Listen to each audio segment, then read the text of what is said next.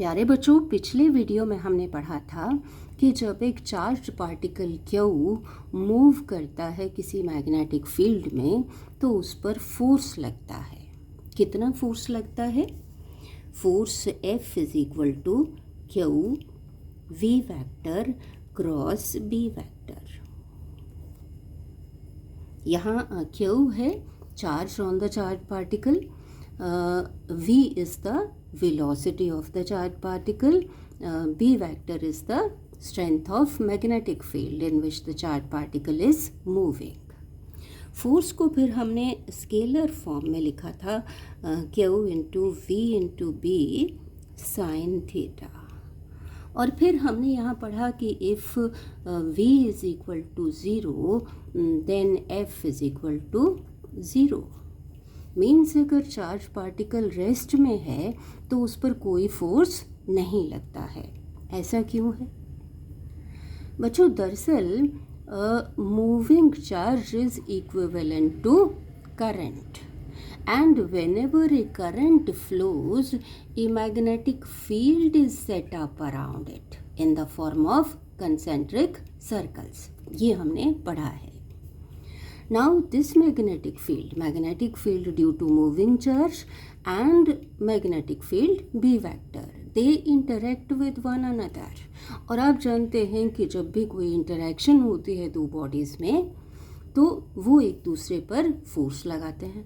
यहाँ दो magnetic fields की इंटरेक्शन है तो इसमें फोर्स लगाएंगे। ये मैग्नेटिक फील्ड और ये मैग्नेटिक फील्ड एक दूसरे पर फोर्स लगाएंगे तो ये चार्ज जो है charge experiences force due to interaction of these two magnetic fields.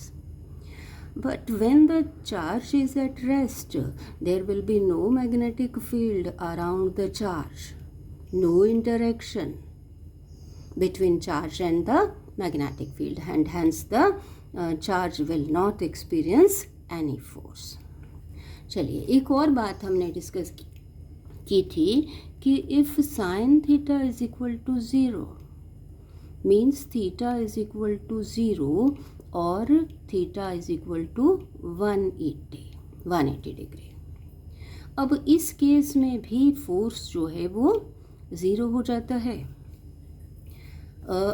Means कि if the charge particle is moving in the direction of B vector और is moving opposite to it then also force on the charged particle is zero।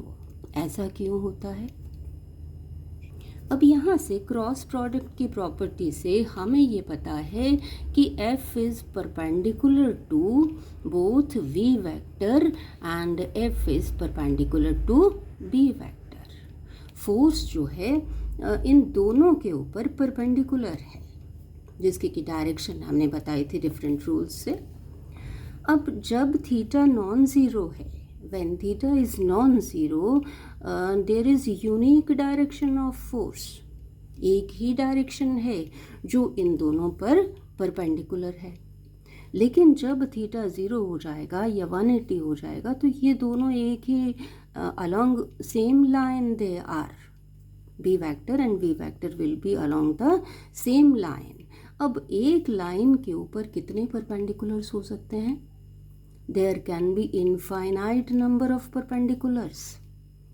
अब infinite number of perpendiculars means infinite directions of F vector, means the direction of F is not defined, it is imaginary। और वो किस case में होती है?